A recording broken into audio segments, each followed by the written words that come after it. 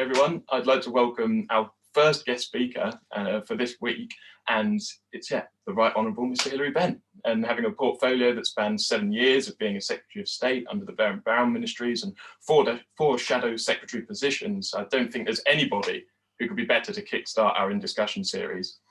Having chaired the recently concluded cross-party Brexit Committee, attendees of this discussion can expect to hear the turbulent twists and turns of recent years in British politics, its impact on the student and the citizen. And moreover, during the COVID pandemic, Mr. Benn has championed educational provision for those most in need and deserved. So without further ado, please join me in giving a warm welcome to Mr. Hilary Benn. So, what do we do online? Do we grunt or? Yeah, just nod. Now I can see that Saviel has got it right by putting a hand up. Saviel is our international officer. Baptiste is our social secretary.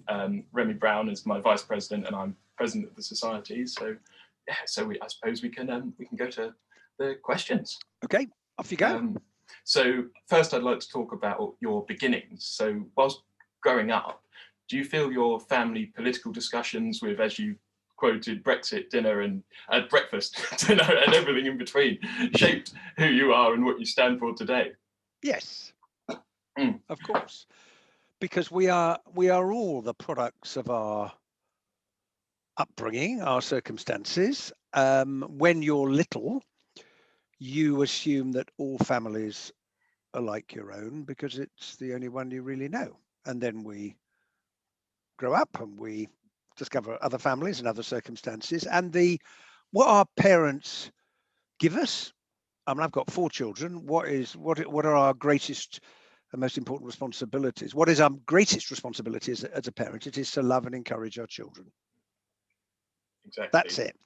Because we all need love and encouragement. And I think my mum and my dad taught me and my 2 brothers and my sister, obviously, to take an interest in the world. And that's why we talked about what was going on. And eventually I realized what my dad did and why other people were somewhat interested in that. When you're small and a whole load of people come into the back garden to interview him, and I believe you me, in those days, if it was a TV crew, there would be a cameraman, there would be an assistant cameraman, there would be a sound engineer, there would be a producer and an assistant producer.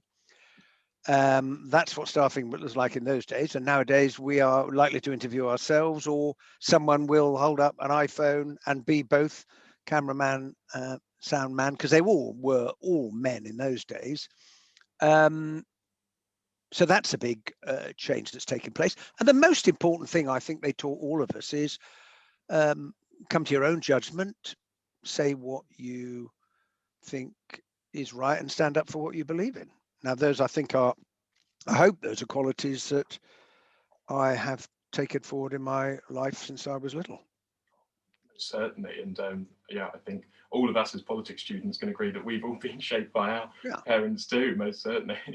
And that can include, taking a very different view from your parents. My mother was an American. She grew up in Cincinnati, Ohio. Her family were all staunch conservative Republicans, and she wasn't.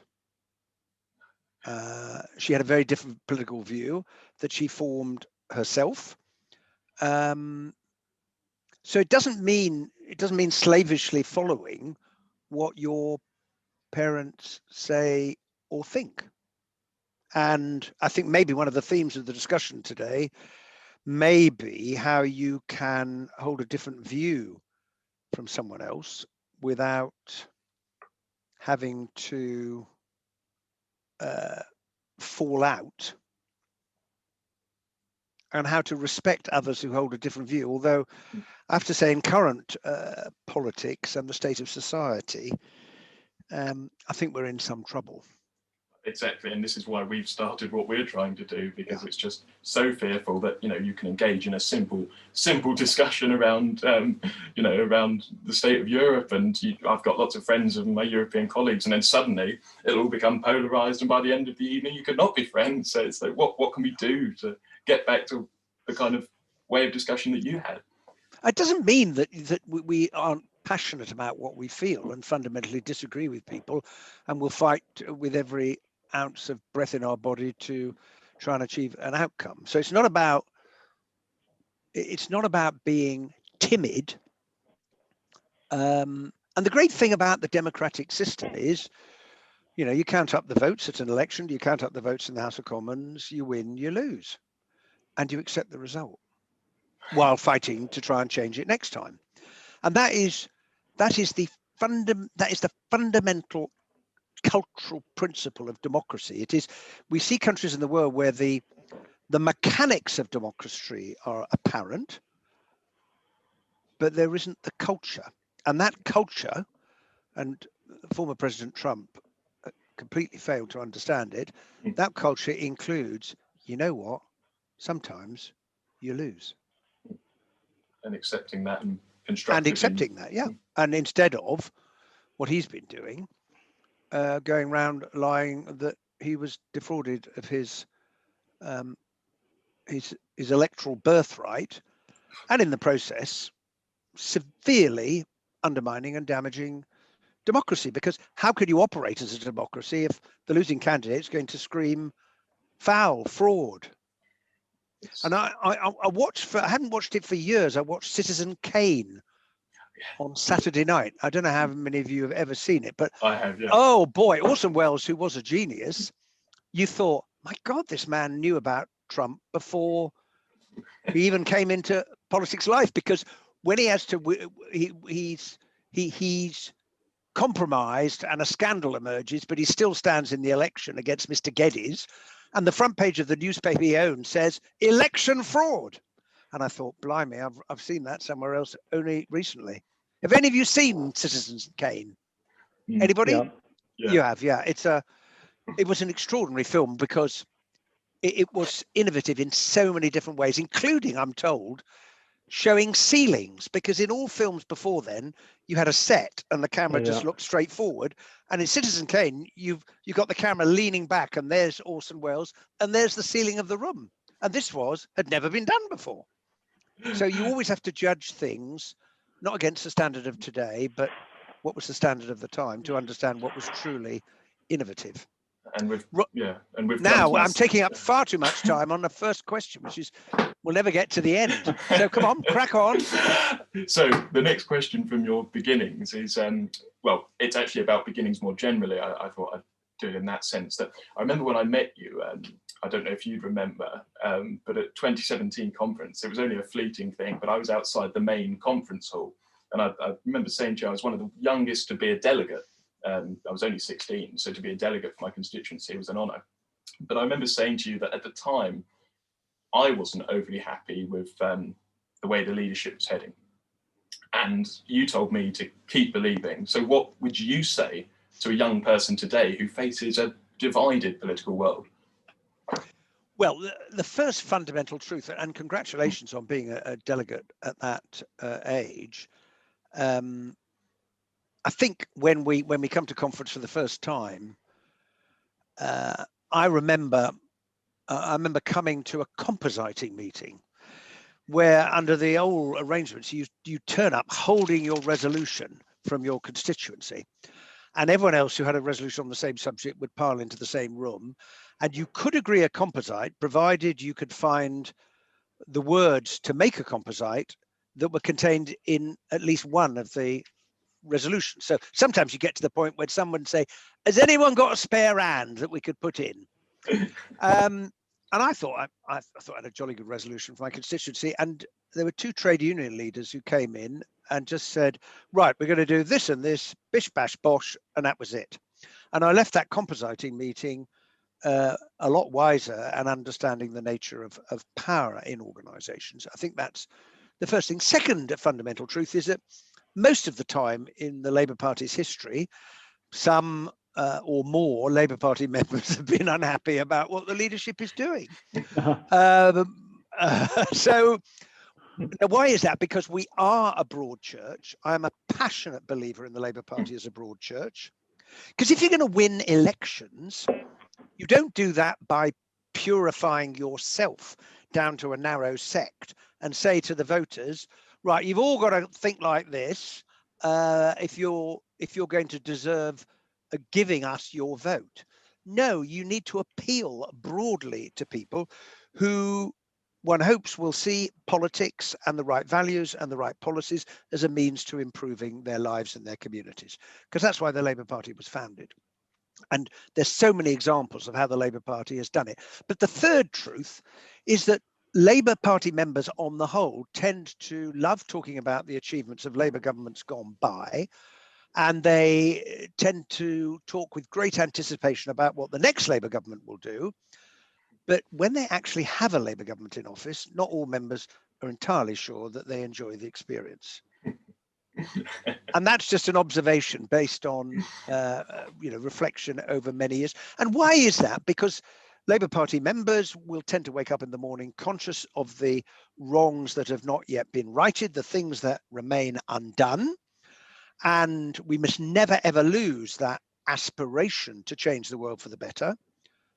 But it's also really, really important to pause occasionally, like climbing up a mountain when you have to stop to get your breath back, and just to turn and gaze at the place that you have come from, because that reminds you, blimey, look at what we have done so far, and that then fills you with encouragement to get on to the next thing. And my advice would be exactly the same as you tell me I gave to you when we met. Keep believing, because the opposite of belief in hope and betterment is despair and cynicism. And sometimes people will say to me, "Oh, Mr. Benn, I'm very, very cynical." And I say, well, that's jolly interesting. But tell me, what do you do with your cynicism in life? Do you take it to work with you in the morning? Do you keep it in a cupboard at home and have a conversation with it when you come back at night? And the reason I make that point is that cynicism will get us nowhere. Cynicism has never been a motivating force for good, ever. So criticism, doubt, all of those things, wholly proper, wholly legitimate. A good politician doubts him or herself all the time. Beware the politicians who are utterly certain. But cynicism, no thanks. So keep believing. I hope we can see that behind Starmer in the future as well as we move forward as a party. So my next question, which we formulated from the committee, is on your political career. So yes. The first one is in relation to obviously an important topic at current, is how and why would you say you changed your opinion on the European community between the 1975 vote and the vote in 2016? Well, that's a really interesting question, and it wasn't just me. It was the vast majority of Labour Party members, because for those, and none of you will remember this, but in 74, 75, about 2/3 of the Labour Party and the trade union movement were very opposed to membership of the common market and wanted to come out. And Wilson became Prime Minister after the February 74 general election, and had said, how are we going to deal with this? Because we've got a strong pro-European group. Roy Jenkins had led the 69 Labour MPs to vote in favour of the European Communities Act in 1972, which is why it passed. And there was a lot of bitterness about that. But Roy Jenkins and those who supported him were passionate believers in Europe. Ted Heath, in fairness, he was a passionate European because of what he'd seen in the 1930s. He had seen Hitler, he had fought Hitler, and he understood that the European Union was above all else a political means of preventing a return to fascism and conflict on the continent of Europe. Now, we always had a different perspective in Britain because we hadn't lived under the yoke of fascism. We were latecomers. Yeah. We peered over the garden fence at what the EU was up to and eventually said, can we join in? And famously, President de Gaulle said no. And then President Pompidou said oui. And we ended up joining in 73. Now, I would argue that a decision of that magnitude should have been put to the people. And Wilson said, look, we're going to have a renegotiation and a referendum. Now, that may sound very familiar to you in the light of what happened in 2016. So it was straight out of the Wilson approach.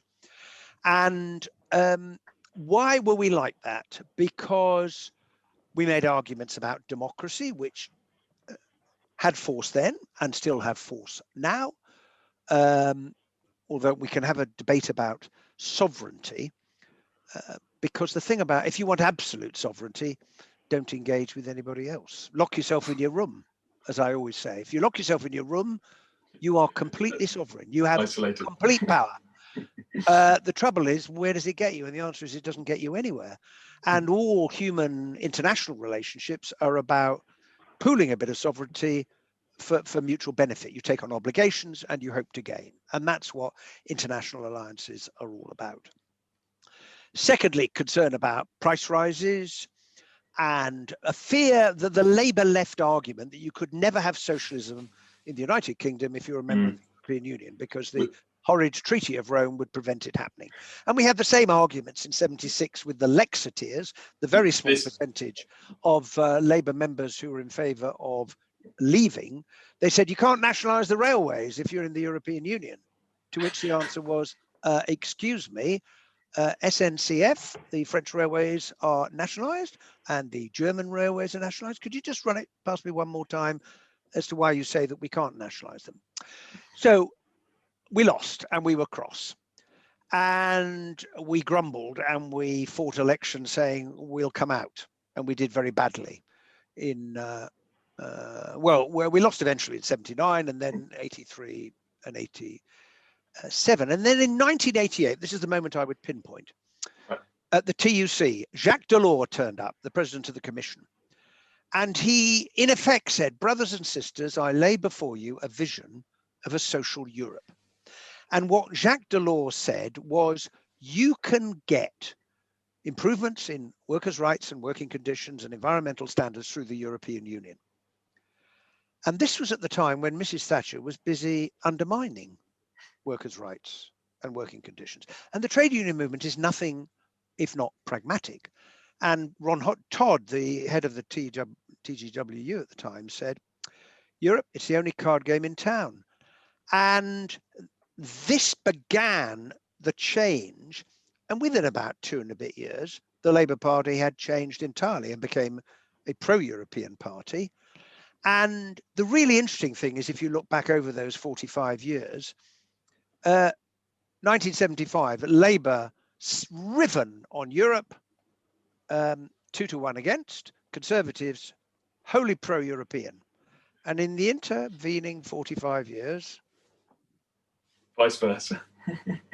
we've ended up a mirror image of each other, the Tories riven and the Labour Party united, apart from a few Lexiteers. So, and that's what happened.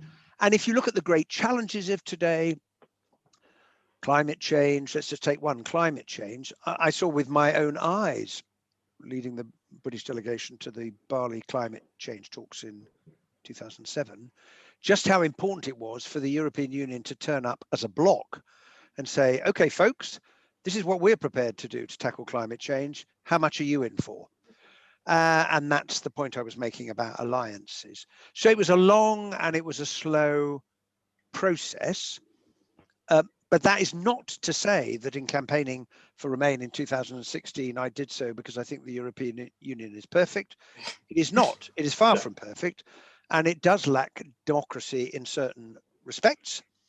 But you weigh up the good and the bad. And there was no doubt in my mind that the benefits of remaining hugely outweighed the damage of leaving. But the referendum was a first example, and I suppose you could argue Scottish independence would be a second example, where the economic argument, I'm afraid, isn't also ran to emotion and identity. And I would say that, and this is just with one other point, is that in that referendum in 2016, if you talk to a lot of my constituents and said to them, do you feel you have any control over the way in which the world has changed, your life has changed, your community has changed, quite a lot of them would say, no, I don't. Mm. And so when someone comes along and says, would you like a bit more control? Would you like to take back control? Don't be surprised if they jump at the chance. And the proof of that was seen in the significant number of people who'd never voted in a general election before, which anticipates what may be your next question about turnout, came out and voted in that referendum because they saw a proposition where they felt if we win this, something is definitely going to change. And so it proved.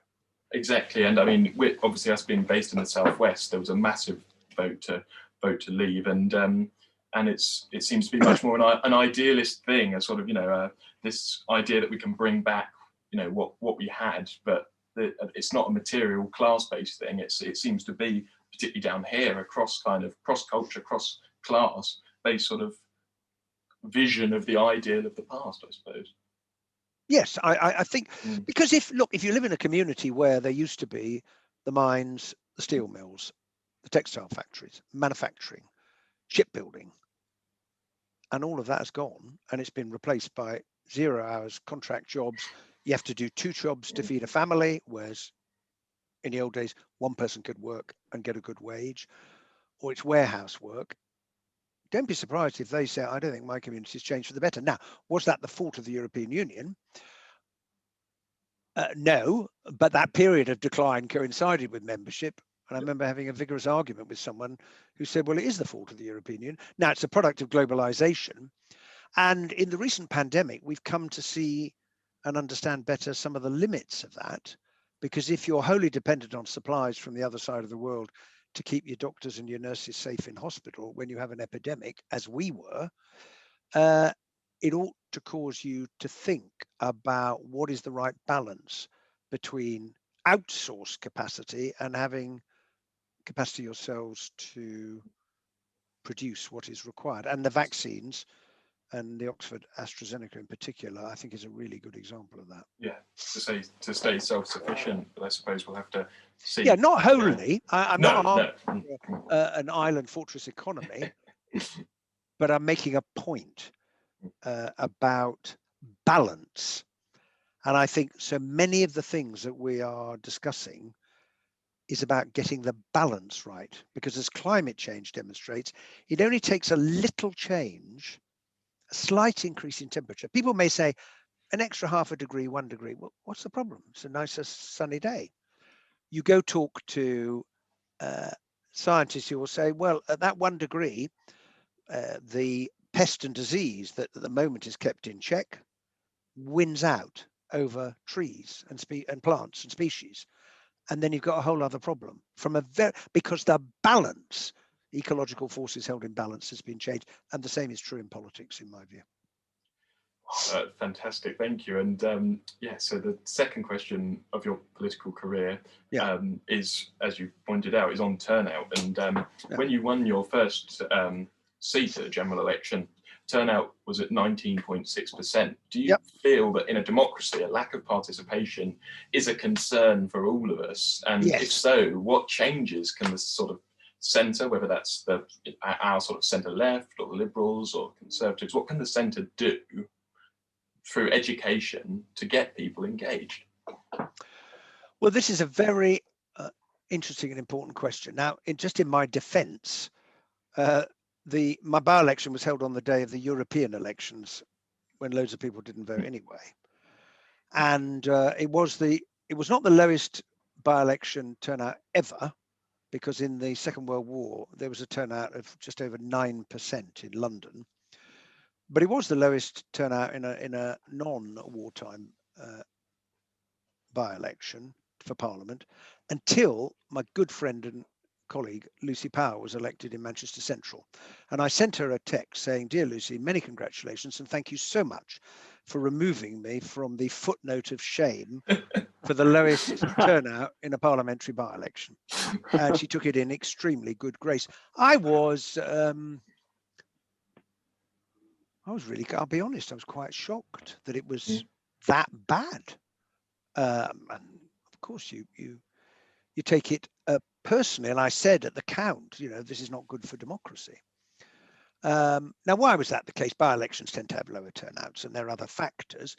But ultimately, people come out and vote if they think they've got a stake in society and they see politics as a means to deal with the problems around us, to improve our lives. And it is no accident that the highest turnout you will find in the leafiest, most prosperous places in the country, and the lowest turnout in the poorest places in the country with high turnover. It's absolutely no accident at all, because I have many constituents who, when you talk to them, don't feel that politics has anything to do with their lives at all. People will say, what's the point in voting? Yeah. They never What's pay it going to do for me? Yeah, well, yeah, and nothing ever changes. Now, as I get older, I get slightly more politely militant when someone says that to me. And I remember talking to a young woman on a doorstep in Barnsley during Dan Jarvis's by-election. And she said, to be perfectly honest, and I'm a bit ashamed to say, I've never ever voted and I don't really understand this politics business. What's it all about? And so I had a conversation with her. And as I was looking around, I noticed just up the hill was a sign saying, Sure Start Centre here. And I said, well, take an example. That Sure Start Centre up there, where do you think that came from? Yeah. And the answer is, it came from politics, because Labour stood on a manifesto in '97 with a lot of commitments, one of which was to establish a network of Sure Start centres. And these things don't fall out of the sky. They're not suddenly delivered one day out of the kindness of someone's heart. They are a struggle. But boy, is it worth it. And we are at the moment regularly applauding the greatest achievement of politics and political values in our country, courtesy of the Labour government of 1945 to 51, and that is the establishment of the National Health Service. Now, if that doesn't demonstrate the astonishing power of values and politics and participation to radically change people's lives for the better, and it's probably even more popular now than it was when it was established by Nye Bevan. And what made it happen? In the end, millions and millions of people taking a pencil and putting a cross on a piece of paper. And that's how we created the National Health Service. And that is the argument for participation in the political process. And do you think there's something we could do through education? Because I mean, I try to work it out, as you say, sort of like, the poorest, the people who deserve to have this change the most, as you say, are the ones who often feel ambivalent towards it. And I wonder if it's something through education, through schools, through citizenship. Is that something we can do to kind of empower them to? Well, I think it is. I think it is all of those things. I think it's really important that in schools we educate the next generation about how our democracy works. It strikes me as extraordinary that we don't do that. And we should, because these are tools that we need in our lives. There's dog mess in the kids' playground. The traffic's going too fast. I can't get my kids into a decent school. I'm living in an overcrowded house. I object to American foreign policy. I don't like the arrest of Mr. Navalny in Russia. You name it, whatever the issue is. How can you do something about it? And the answer is by getting involved. Now, not everyone wants to be a politician. Not everyone wants to be a member of a political party, but politicians do pay attention to what their constituents are saying to them. Now, there may be times when, regardless of what they say, I will say, well, I hear what you say, but I'm afraid I fundamentally disagree. We're not delegates, we are representatives. Yeah. And I think that's really important. Well, that's my view, to understand that. And if you really don't like, I often say to people, if you don't like what I'm doing and how I'm voting, then kick me out at the next election, and you'll have no complaint from me, because that is democracy. That is democracy. That really is democracy. So education, but not to, we can't moralize or wag our finger at people. They have to be able to see that for themselves. We are also to blame, is the other reason. Because if we overpromise, then what is that followed by? Disappointment. And I think if you like, the cycle of wild promises, disappointment, another lot of wild promises, disappointment, is not very healthy. And the old story in life, under promise and over deliver. That's a much better way of building people's confidence. And then lastly, enabling people to see what they have been able to do for themselves.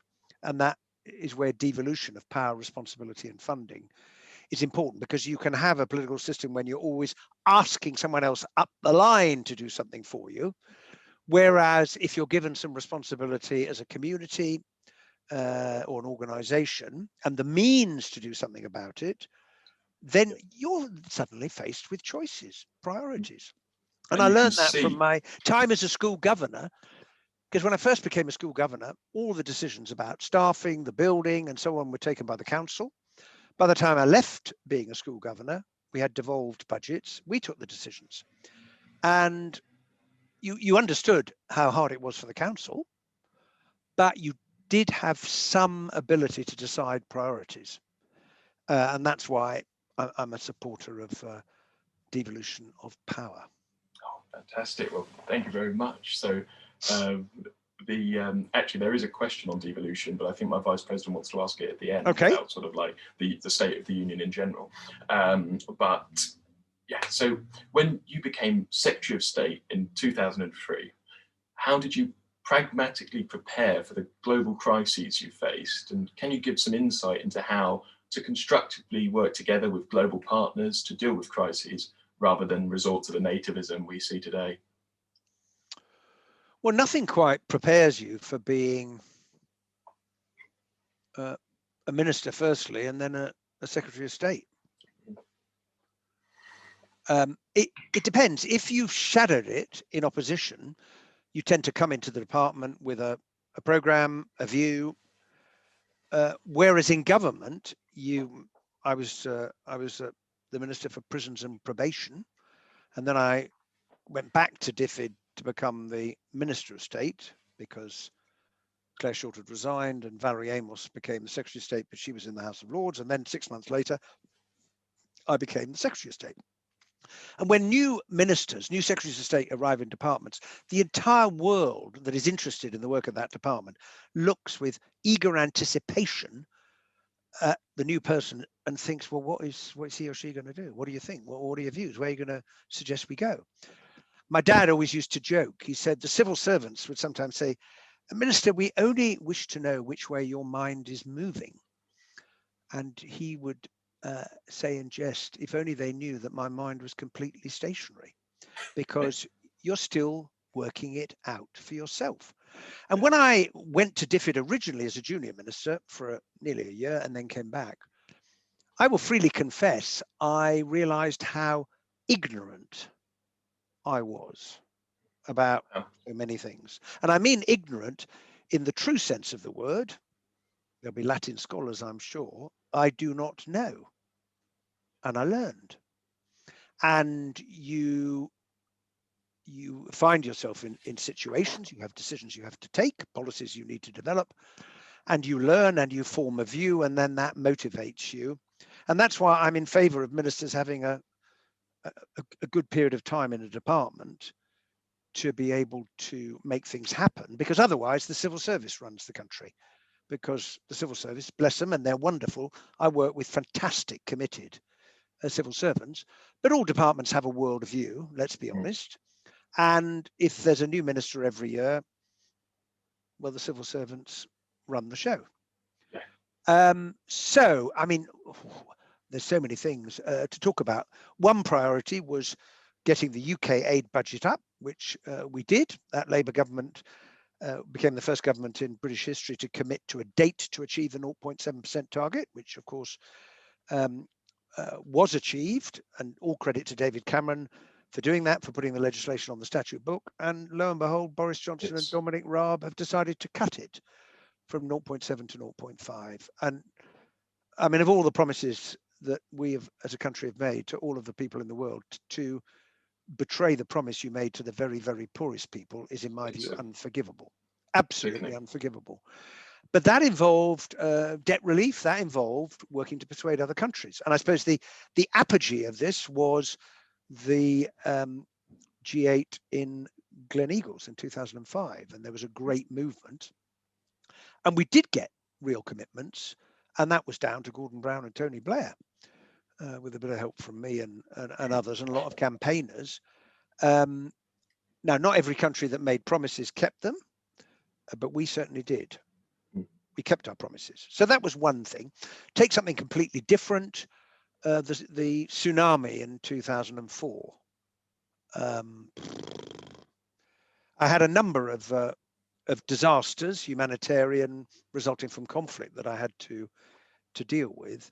This was a natural disaster of extraordinary proportions. 250,000 people were killed in a very short space of time as the waters rose and they drowned. And in those circumstances, the question is a very practical one. In some ways, disasters clarify what's needed. Those who've survived have lost their homes, so they need food, they need shelter, they need water, they need education, they need healthcare. And to see the world gearing up to try and provide that. Oh, hello.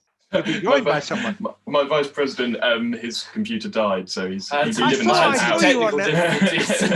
you'd magically walked through a wall to come and sit next to Samuel, but there we are.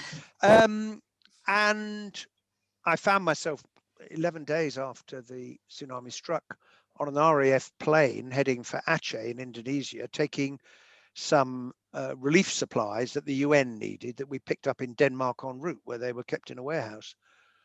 And that's a day I will never, ever forget, because you don't want to get in the way. You know, with a disaster, if you turn up straight away, people are busy.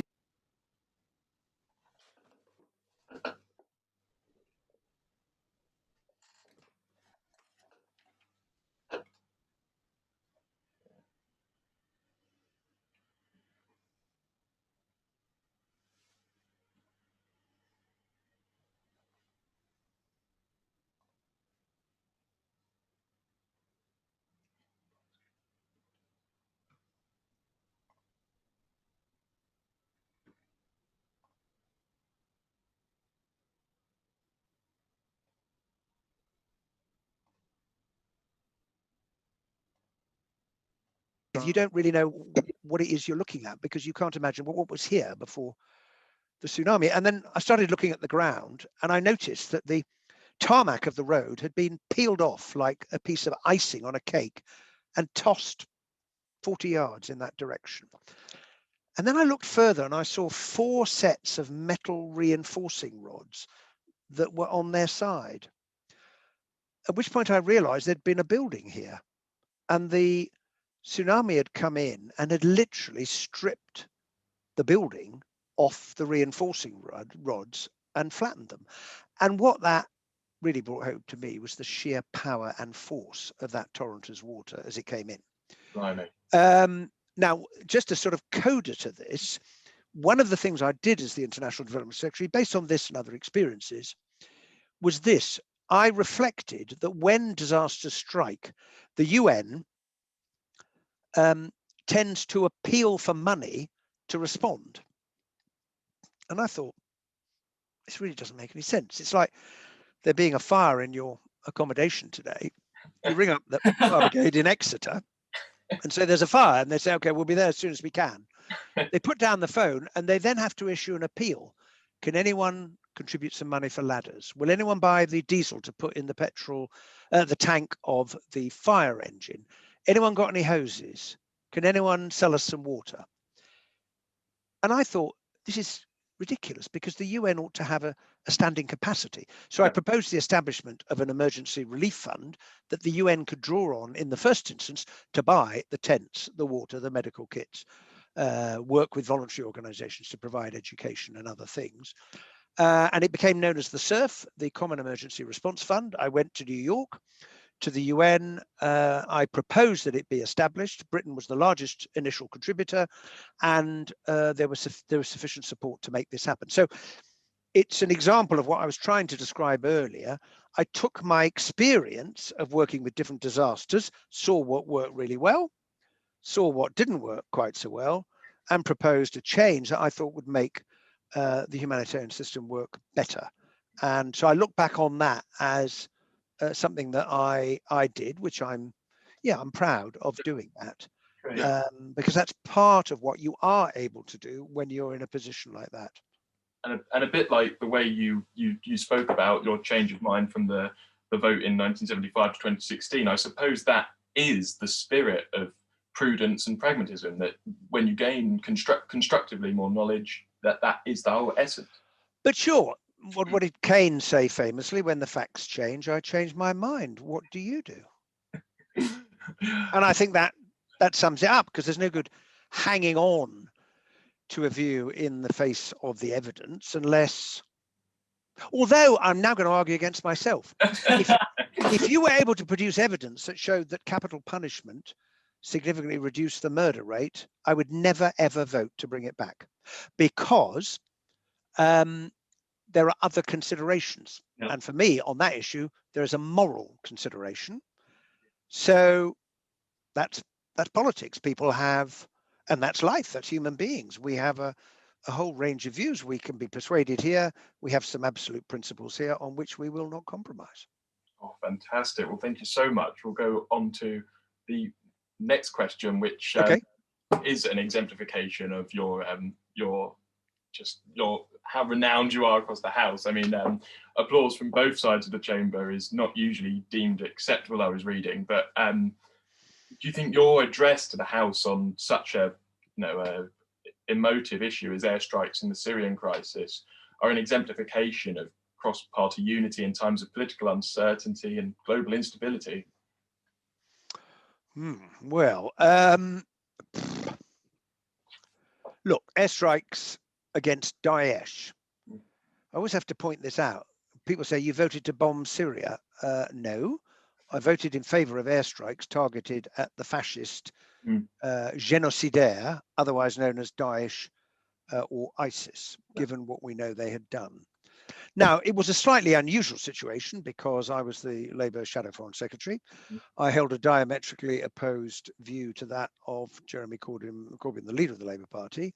The Labour Party didn't have a whip in that vote. So members were free to vote the way they thought was right.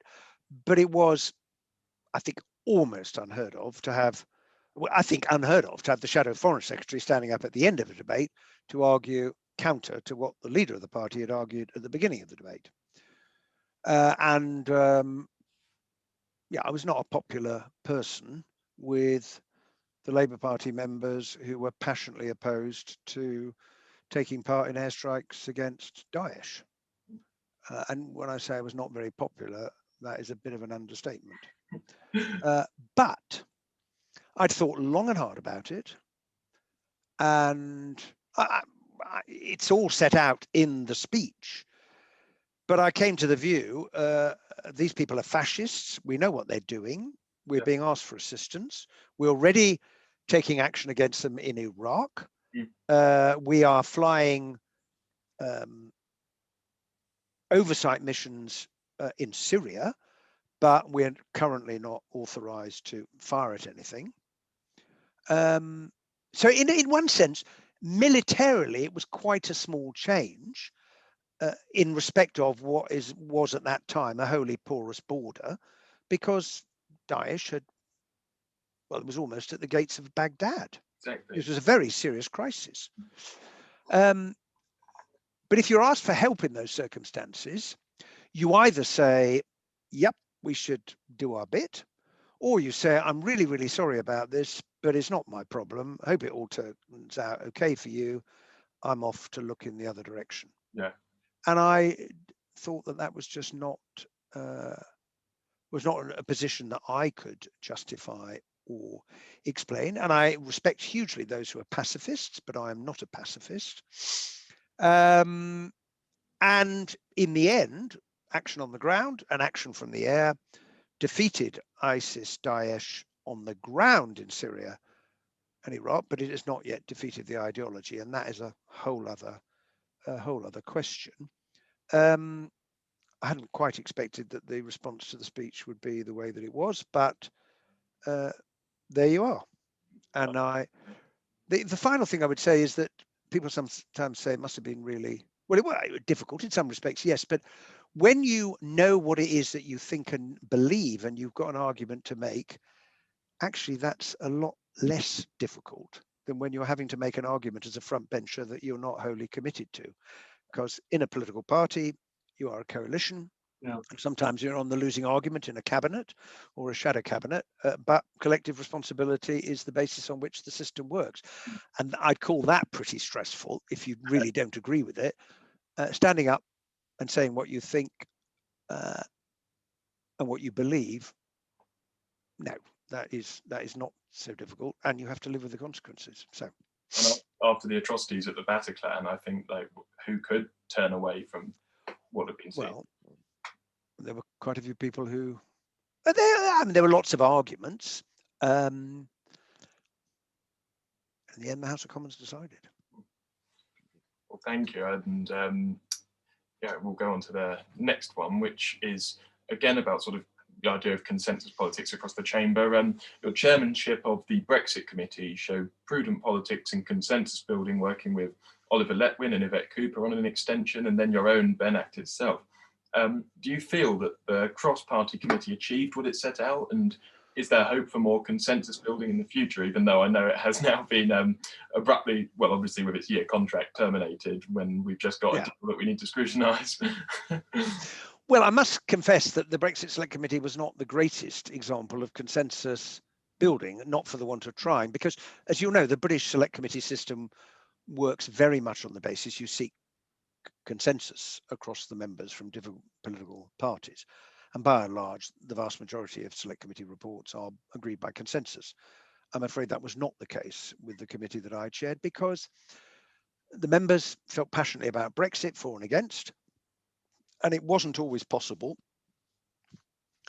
to reach an agreement on what to say. Well, we could have reached an agreement by saying very little. And I thought, there's not much point in doing that. So one of our recommendations famously was, we said that a no-deal Brexit cannot be the policy of any responsible government. Well, that was not a view shared by all members of the committee. So a number of our recommendations were by majority vote. And I'm telling no tales, because you can read it all in the minutes of the reports, where you see which amendments were voted on and what the majority was for them, if they were carried. So it was difficult on occasion, I have to say. In the House of Commons, things changed dramatically after the 2017 election, when Mrs. May, from her point of view, rather carelessly lost her majority. And we had this extraordinary period of 2.5 years when the government was not in control. Now, generally speaking, that doesn't happen because of our electoral system. You have to go back to, well, there was a formal, of course, coalition post-2010, so there was a government in control, it had a majority. You have to go back to 74 to 79, when Labour scraped in the October with a majority of, what was it, 4 or 5, and that gradually eroded, Lib-Leb pact and so on, and eventually we lost the vote of confidence by 1 in 79, which triggered the election then, and Mrs. Thatcher was elected. And it was extraordinary because the government didn't bring anything of any import to Parliament, aside from Brexit, because it had no confidence it would get through. And on Brexit, the real problem for Theresa May was that MPs who had voted and campaigned passionately for Brexit were not prepared to vote to give effect to it. Because, now, okay, we as the opposition, we voted down her deals for reasons that we made clear, and we got a lot of opprobrium and criticism for doing that. But if Boris Johnson and Ian Duncan Smith and others had voted for her deal first time or second time or third time, then Brexit would have happened on that basis. And it did eventually happen in respect of the withdrawal agreement, because Tory MPs who were unhappy about lots of things to do with Brexit, because I don't think they'd really faced up to what it meant in practice. Too many people believed you can leave and keep all the benefits. I mean, really, look what's happened in the first month. Talk to the fishermen, talk to the fashion industry. Northern Ireland, as you and look at Northern Ireland. I remember you being one of the only people who raised Gibraltar as an issue. That's one thing I can remember from conference, that you were one of the only people I could see mentioned. Well, Gibraltar, at least there is a political agreement which they now have to turn into a treaty. And I mean, the Spanish government's been very pragmatic in negotiating that with the UK. So the one thing that we did work very closely with people on the other side of the house was preventing a no-deal Brexit. And that was the origin of the Cooper Act, as it became known, and the Benn Act. Because I worked with Oliver Letwin and Dominic Grieve and Philip Hammond in the end, and others.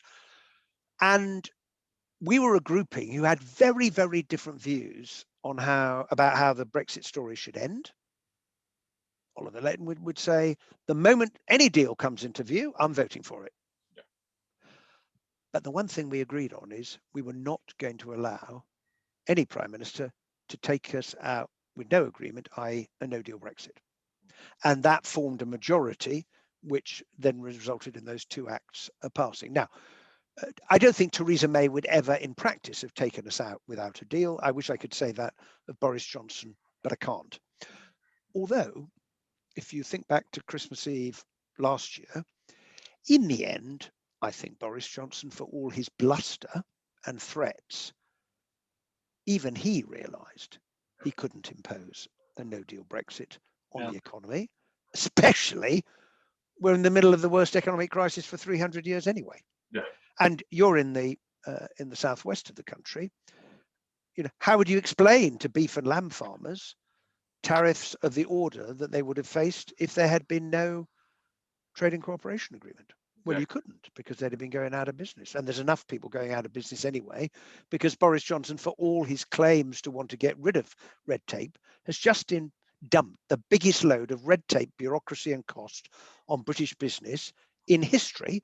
And he's just concluded the first trade deal in history where we have made trade with our biggest trading partner more difficult. It's completely unique. And even to anyway, you're getting me worked up on the subject. But I'm sure we should move on to other things. Yes, well, we can go on to current affairs. Okay. So the first one on that respect is I was watching it live, and when you raised the distribution of laptops to children for educational purposes in the Chamber on the 6th of January, do you feel that the government have gone far enough, and was there a lack of logistical planning over the Christmas recess? It seems to me, at least. I don't think the government had fully thought this through, because if you're going to close the schools, and they should be the last thing to close and the first things to reopen in the pandemic, because education is so important to our life chances, particularly children who come from the most disadvantaged backgrounds, because going to school opens a window on the world and gives us self-confidence and aspiration. That, along with the love and support of our parents, those are the two most important things. And it's a practical point. I had a head teacher in my constituency contact me and say, the DfE has cut the number of laptops they're going to give us. So I asked a parliamentary question, and lo and behold, the government announced that they were going to restore the number that she'd asked for. But I have many constituents who live on low incomes. The children, the family may not have a laptop. And even if they've got a laptop, they may have no broadband, and they may not be able to afford the broadband, and they won't be able to afford the 4G charges for their children to be logging on and doing their schoolwork every day. So it's no good talking about providing online learning when a section of the pupil population simply cannot take part. And therefore, the government's responsibility is to make sure that they can. In exactly the same way, it's the government's responsibility to make sure the children don't go hungry. Hence the row about free school meals and holidays. and the current row about the £20 increase in universal credit, which we're fighting very hard to get the government to make permanent in the current crisis. They've yet to give that commitment. But for many of my constituents, that's the difference between having enough food to eat and not. And you look at food bank usage, I look at the number of food banks in Leeds, you know, we are the 6th richest country in the world in the 21st century.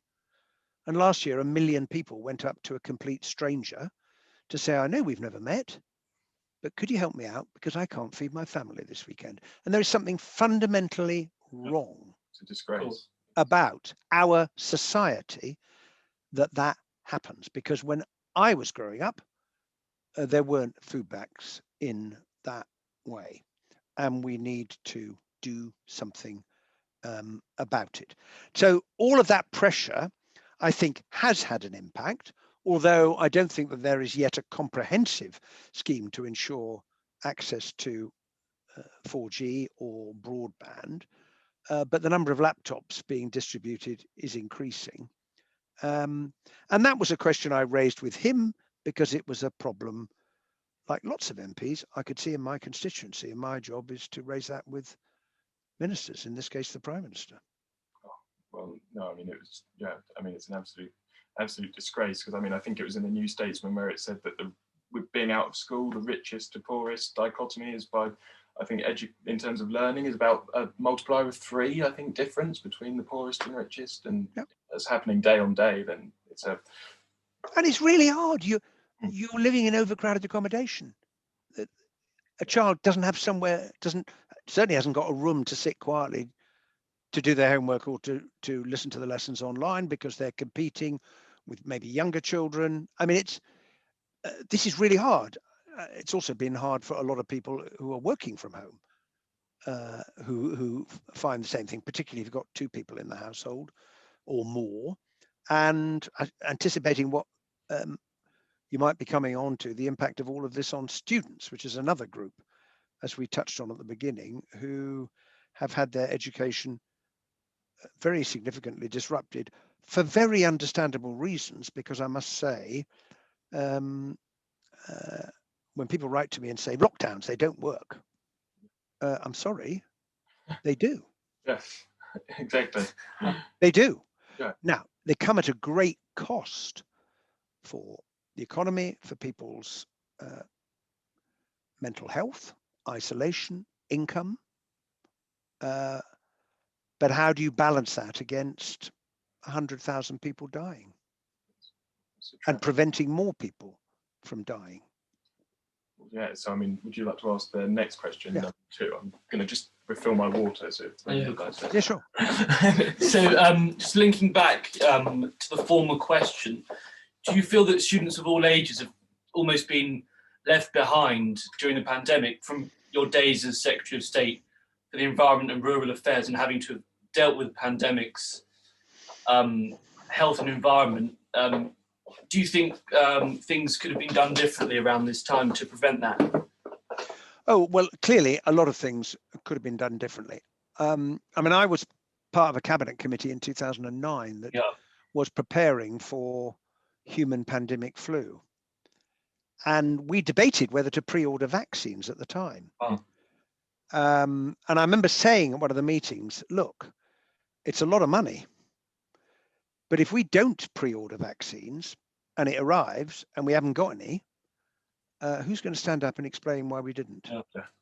So we spent a lot of money on that and on antivirals.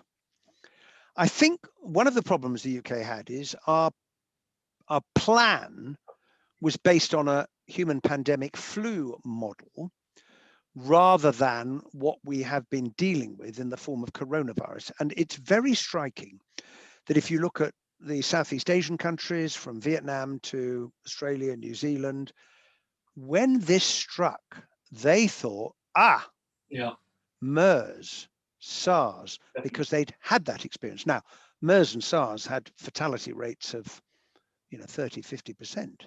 Now, mercifully, a relatively small number of people because they got on top of it. And they shut down straight away, including the borders. Now, here we are a year in, Keir Starmer yesterday saying to the Prime Minister, so where is your practical plan to make sure that everyone who comes into the country has to self-isolate in a hotel? Now, there are huge economic consequences to that. And so I think that was part of the reason for reluctance to take the steps that ultimately proved to be necessary.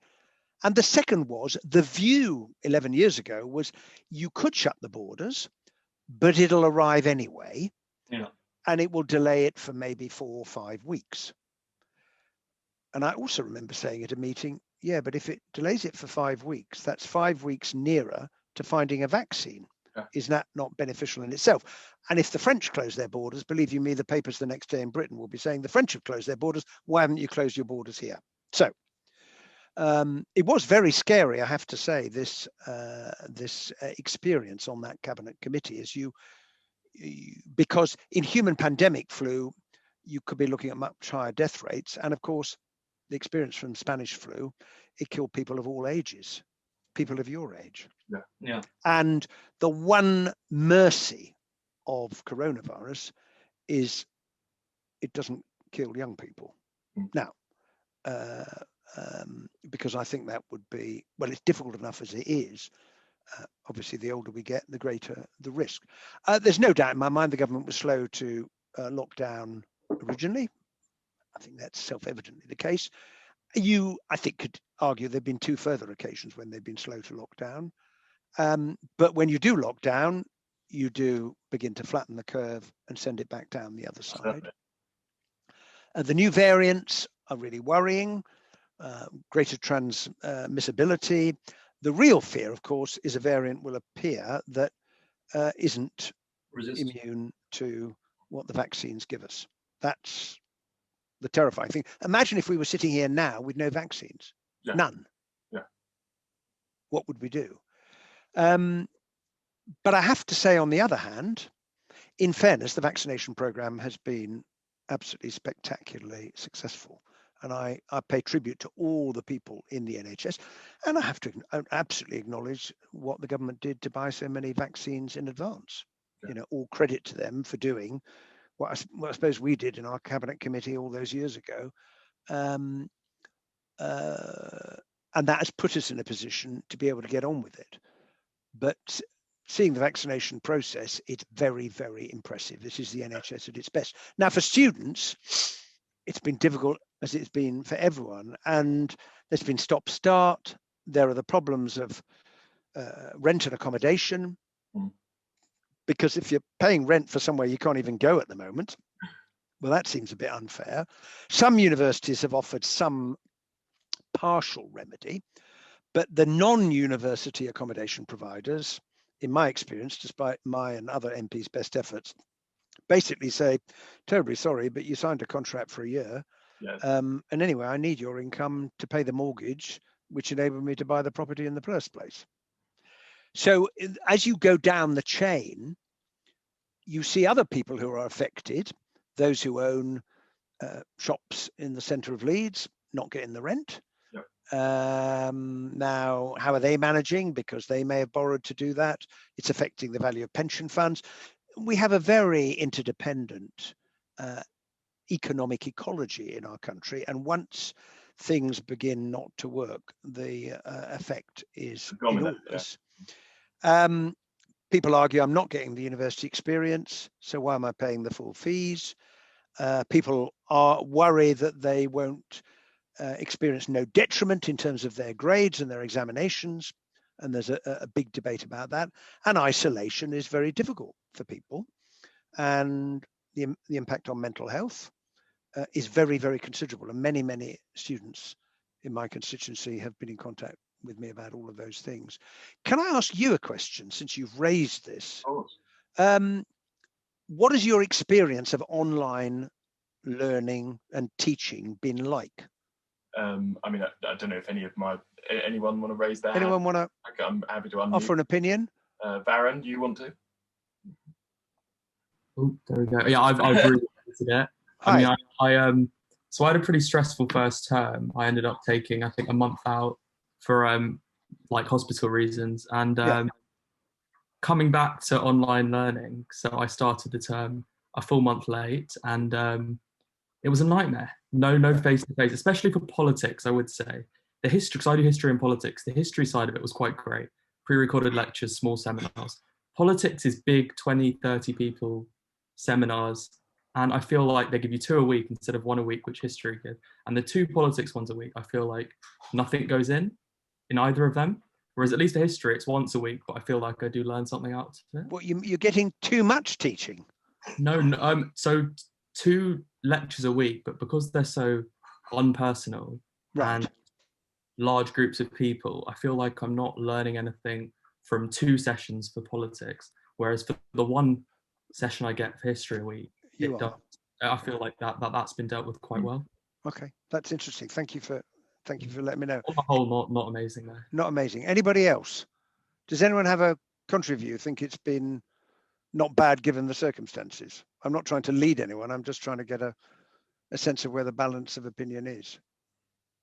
Well, I mean, I'm a historian, and along with politics, just like Baron, and yeah, I mean, I feel that we're lucky, I suppose, in some respects for research, and we're twinned with Falmouth as well, and a lot of their university sort of courses are much more practical, and I suppose if you can't go in to do things like music, dance, that's surely a real disappointment. Oh, I'll see if now someone said I have a contrary view. Let me go and see if I can unmute.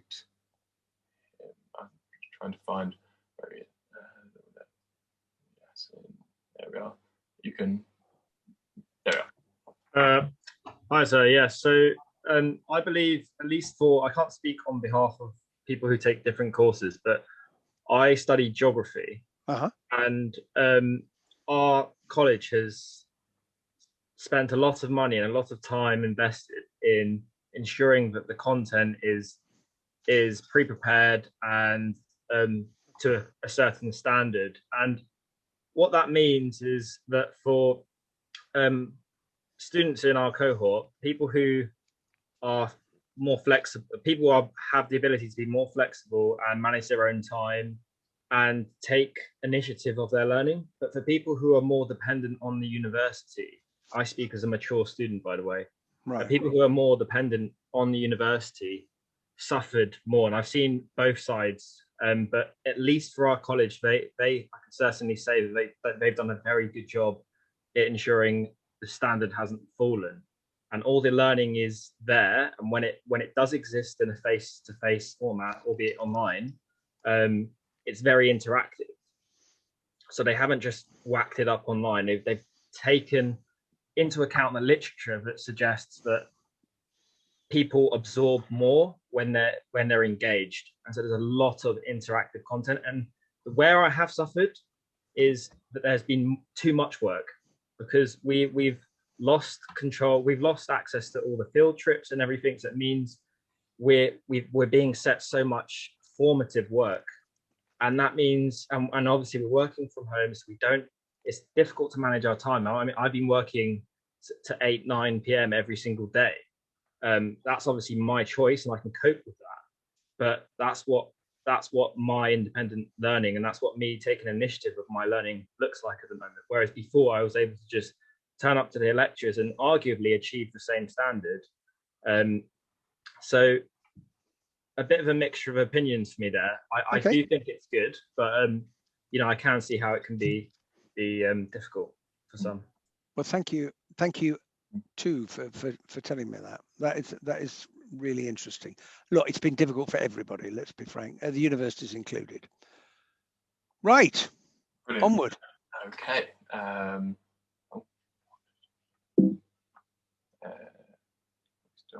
Still.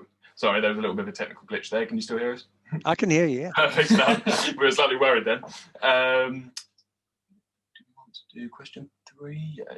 In relation to your comment on the shortfall of Northern Ireland food supply on the 13th of January in the House, under the trade agreement, do you feel the government has failed on their promise to the whole of the union? And with nobody discussing the trade agreement since the termination of your committee on the 16th, what can be done to scrutinise the future of the deal?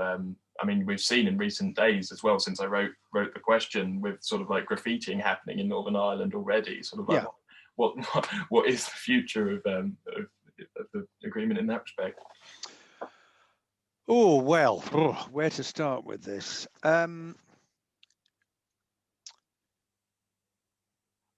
Right. The one thing that everybody involved in the Brexit argument agreed on, the UK, Northern Ireland, the Republic, the EU, was that under no circumstances could there be a return to a hard border. And therefore, the moment Theresa May announced, and a lot of the problems that we've seen since date back to this moment, when she said, we are leaving the single market and the customs union, you had a problem. Yeah. You had a problem for this reason. The UK leaves, we become a third country. The EU applies checks to goods coming in from third countries to make sure that they comply with EU standards. If you're not going to have a hard border between Northern Ireland and the Republic, question, where are you going to do the checks on goods that may move across those 280 roads from the north to the south? And there were two ways of doing it. One way, which is what Mrs. May proposed, was sort of to leave the United Kingdom in elements of the single market and sort of the customs union, the Chequers Compromise, so that you could say to the EU, look, you can have confidence that we're still producing goods to the same standard, therefore there's no need for any checks. And that, of course, was anathema to the Brexiteers. And Boris Johnson famously in Ireland and said no Conservative Prime Minister would ever agree to a border down the Irish Sea, because the other way of doing it is to check the goods when they move from GB to Northern Ireland by having, in effect, a border in the Irish Sea. Now, having made that promise, Boris Johnson became Prime Minister, didn't like what Mrs. May had proposed, and promptly agreed to a border down the Irish Sea, which is why the DUP were so angry with him, because he did what he'd promised he wouldn't do. Moral, I wouldn't take everything that the current Prime Minister says at face value. Gospel. So, technically, goods moving from GB to Northern Ireland need to be checked as if they were moving from Dover to Calais. And this is part of the withdrawal agreement. Now, the withdrawal agreement said, look, what we need to decide is which of those goods moving from GB to Northern Ireland are at risk of entering the Republic of Ireland. This was a very important point, because that's unlike Dover-Calais. By definition, goods leaving Dover are all going to be entering the European Union. But all goods moving from GB to Northern Ireland are not necessarily going to end up in the European Union. So the job that the Joint Committee, on which Michael Gove and Maroš Šefčovič sit, was to try and work out how do you do this. Now, the EU's opening position was all goods are at risk unless you can show me that they're not. And the UK's opening gambit was to say none of them are at risk unless you can prove that they are. Okay? And they sort of met in the middle by these grace periods. So Michael Gove came to Parliament and said, look, I've got an agreement. And for 3 months, supermarkets sending goods to their stores in Northern Ireland won't have to have an export health certificate for every single item in the back of the lorry that is a food item. And chilled meat products, the British sausage, can travel into Belfast and Ballymena for 6 months without being subject to any controls. The problem is the clock ticks. Yep. And what happens after 3 months? Because if you peer in the back of a supermarket lorry and count the number of separate food items, each of which requires an export health certificate, each of which costs 50 quid, 100 quid. There's a lot of items in the lorry. Is that where we're heading? Now, my argument and I've said this to the European side, is frankly, if someone goes shopping in Belfast or Londonderry, yes, it's possible that a prawn sandwich or a piece of pizza will end up in the Republic in the boot of a car in a fridge because someone's gone shopping over the border. That's what people do. Is this really a threat to the integrity of the single market and food safety standards? No, it isn't. But the Commission has a tendency, and we've seen that repeated in the last few days, to say, well, the rules, the rules. And by the way, you agreed to this. So that's the first point. The second point is the deal was done very late, Christmas Eve. People who've just sent stuff back and forth without ever thinking about a form, entry, summary declaration, a certificate, a check, a vet, suddenly find a mound of paperwork, cost and bureaucracy. And in the middle of a pandemic as well. And indeed in the middle of a pandemic. So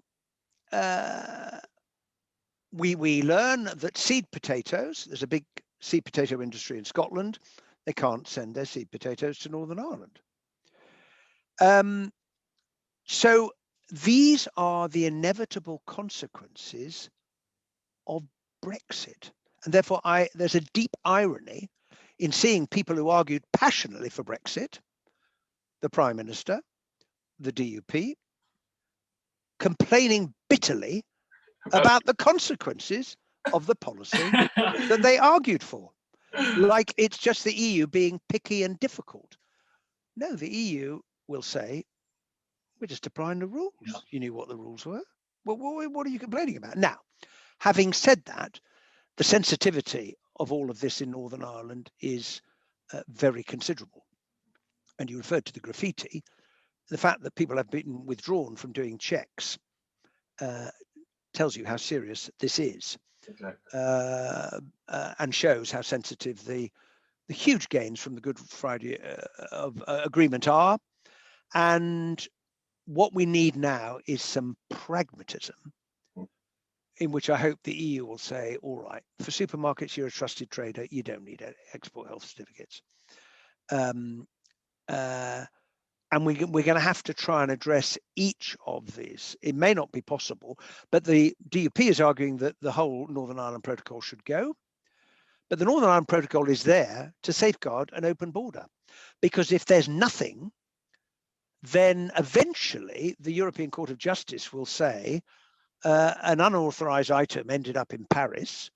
The reason is Republic of Ireland, because you've left the back door open, namely an unpoliced border, but there cannot be a return to a hard border. So that is what the Joint Committee is now grappling with. And Michael Gove and Boris Johnson have seized the opportunity gifted to them by the Commission by their crass, insensitive and utterly stupid decision to invoke Article 16 over vaccine supply, which they reversed within about 4 hours when they realized how crass, stupid and insensitive it was. It has given the government an opportunity to say, look, we can't go there. So can we agree a pragmatic way forward? Kind of forgetting that the last people to threaten to blow up the withdrawal agreement and the protocol, to destroy it, was the British government when they brought forward their clauses to the Internal Market Bill, which was then used as leverage to get the grace periods we've now got, which the government says it wants to extend. I apologise for the length of the answer, but that is the best explanation I can give you of what on earth is going on at the moment. Fantastic. And there's lots of people you can read. You should follow Tony Connolly on Twitter from RTE. He is absolutely brilliant. Both what he says and other people that he retweets from, who are close observers of what's going on. So if you're interested, Tony Connolly, I recommend. And I'm not on a retainer, I hasten to point out. Right. Now what's next? On a slightly lighter, in relation to recent polling, it suggests that the public believe that Marcus Rashford and Piers Morgan have done a better job at holding the government to account than Keir Starmer. Why do you think that's occurred? Well, I don't necessarily believe that is the case, because Keir Starmer does a fantastic job every week in holding the government to account, and it's a very uncomfortable experience for Boris Johnson. But I suppose if the newspapers say X is doing a great job and Y is doing not so good a job, perhaps it's not entirely surprising that the polling comes out in the way that it does. Having said that, Yeah. I want to pay enormous tribute. I don't know what Piers Morgan has done, but Marcus Rashford, what a guy! What a guy who's in in many ways, from very difficult circumstances, his upbringing, relying on free school meals, but that's what's motivated him. Exactly. It's his own experience. And although he's a very well-paid footballer now, playing for Man U, he had the courage to stand up and speak out, and got enormous public support. And the government realised, oh bloody hell, we can't cope with this. We're going to have to do something. Yeah. And it does demonstrate, even when you are not in power, whether you're in the opposition or you're not in frontline politics at all, if you've got a good argument and you can express it and you can build alliances, you can make governments change their mind.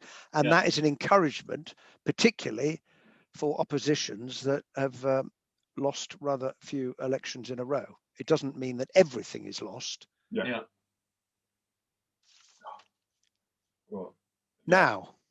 Well, yeah, I mean, as we are sort of running to time, because I'm being reminded that I need to go in a little while. So what are the other questions? I think you had a few more. Yeah, I think what are the ones are you particularly keen on putting? I think we'll go to Baptiste, our secretary, okay, who would like to ask. We want to finish with a couple of light-hearted ones. So okay, fine. Baptiste, he wants to just ask a couple on his behalf. Okay. Is he unmuted, or do I need to? Oh, yeah. Hi. I was going to ask, being a French citizen, in December I witnessed a lot of French media classifying the deployment of armed UK Navy vessels on the fishing border as an act of war.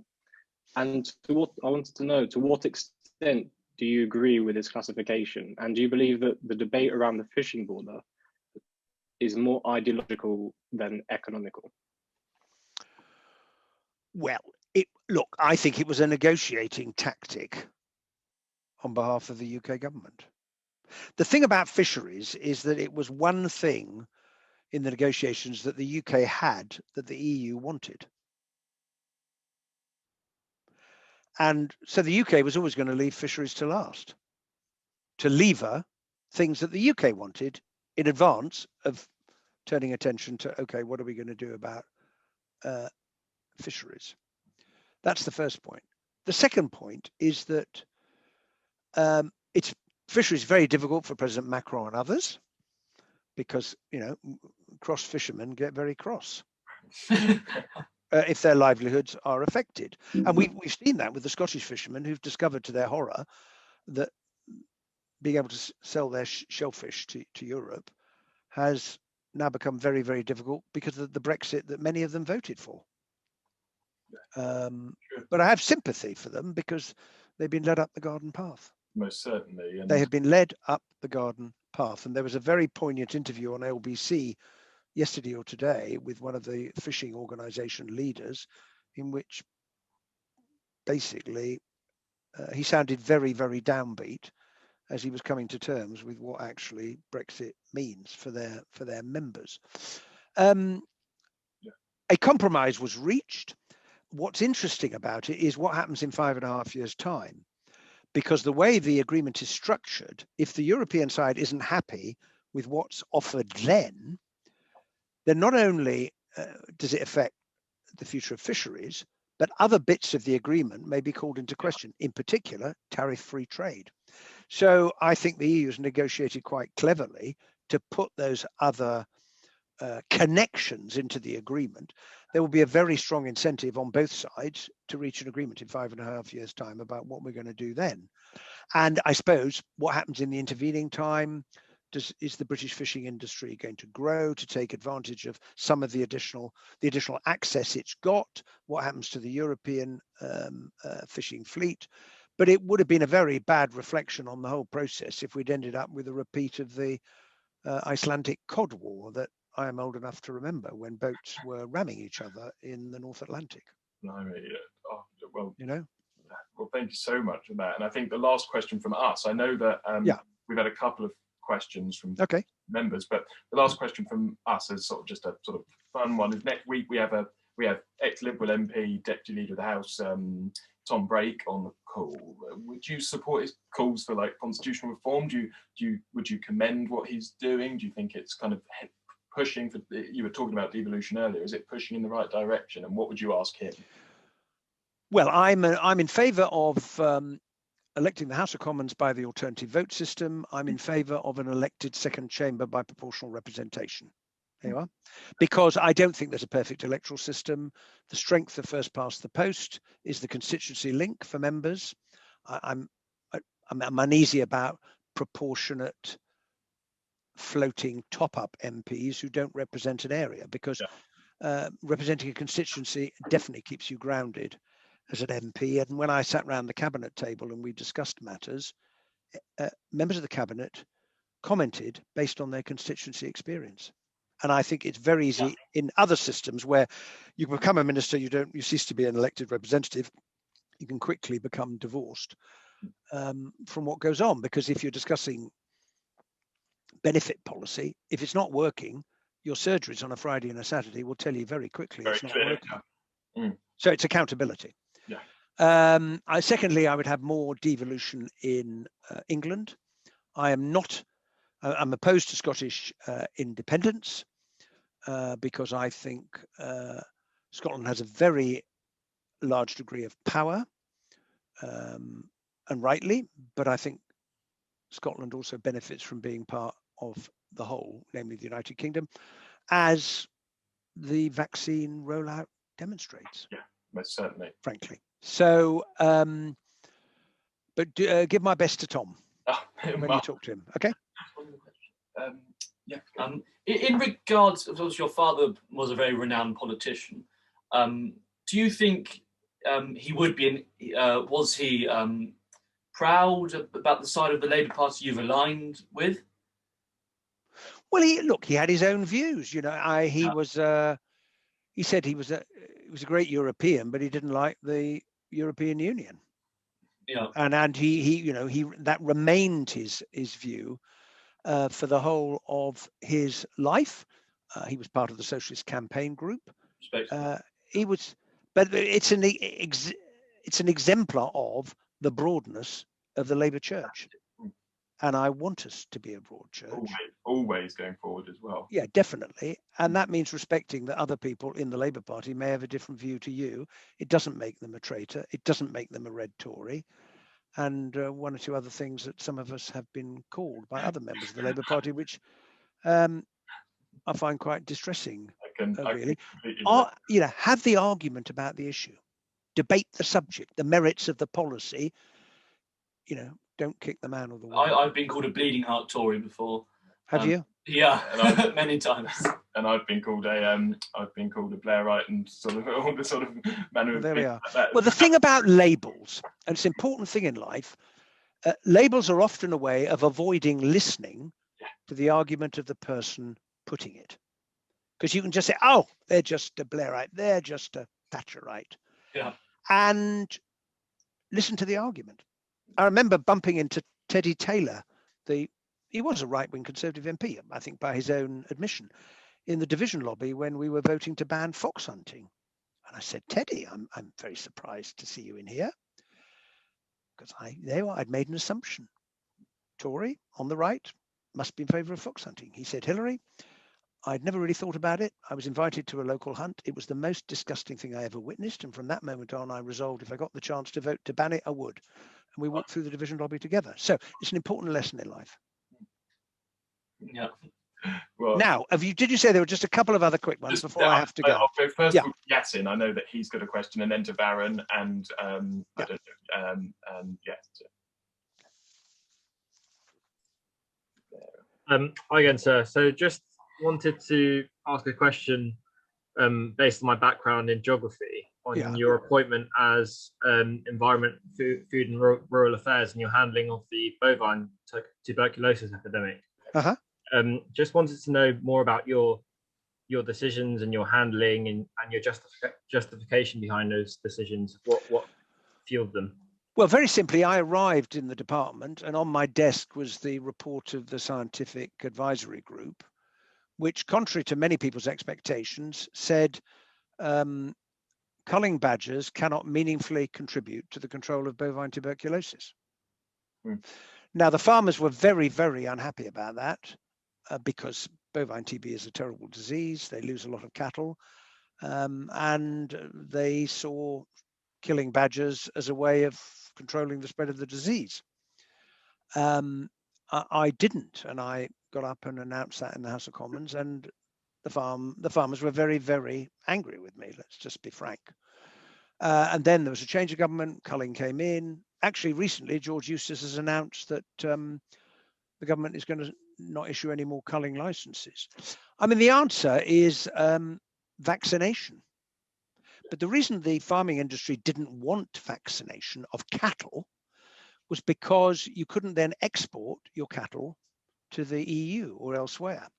Because at the time, the EU would say, well, how do I know that this cow, which is showing positive, is positive because it's got TB or because it's been vaccinated?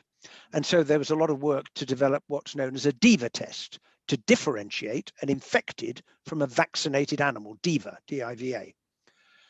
And a lot of work has also been done to try and, well, you can inject badgers, but it's very time consuming to catch them.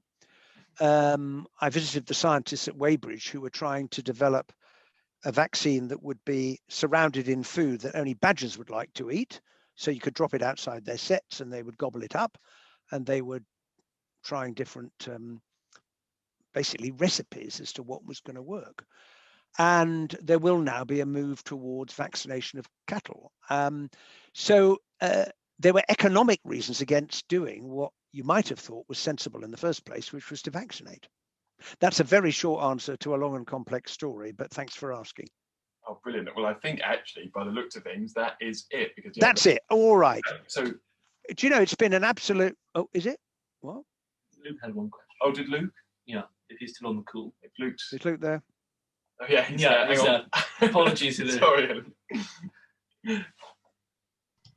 Hiya. Hi. So I just wanted to ask about the new Leeds Bradford Airport development. Yes. That I think today was given the green light, and also with the third runway at Heathrow now they're allowed to apply for that. Will there be a strong commitment of the Labour Party with obviously their new green initiatives to stand against the third runway at Heathrow with all that in mind? Well, we had a vote in the House of Commons, and I think different Labour MPs voted different ways. But I should just say to you, when I was the Environment Secretary, I argued in Cabinet and with Gordon Brown against giving the third runway the go-ahead, and I was in a minority. Yeah. And I voted against the third runway going ahead in the House of Commons when we had the vote a year and a half ago or so. Given what coronavirus has done to air travel, I'm not sure that it is going to be built, certainly not anytime soon. And the challenge for air travel is very simple. If a way of propelling lots of people in a tin tube up into the sky can be found that doesn't emit CO2, well, then we're in business. Yeah. But that's not the case. Air travel is the most difficult part of our current CO2 emissions to decarbonize. And it so happens, I wrote again today objecting to the new buildings, but also the expanded capacity at Leeds Bradford Airport for the same reason, because we've got a climate emergency. We've got our work cut out to reduce the emissions we're producing at the moment. We really shouldn't be adding to them until we can find a way of making them zero emissions. So, a very timely question, if I may say so, Luke. All right. I think that just proves. Now, I'm literally going to have to go because I'm you. in trouble. But can I say it's been an absolute pleasure. Thank you so much for inviting me. Thank you. And I wish all of you every success Thank you. in the months and the years ahead. All right. Oh, thank you Have a lovely very much evening. indeed. Thank you. Take care. Cheers. Bye. Well, thank you all for joining us. Thank you for coming, everybody. Hope you've enjoyed, and yeah, next week we'll be interviewing Tom Brake, who was ex-deputy leader of the House, chief whip for the Liberals and Coalition. So we look forward to seeing you then, and thank you very much. Have a nice evening. See you, everyone.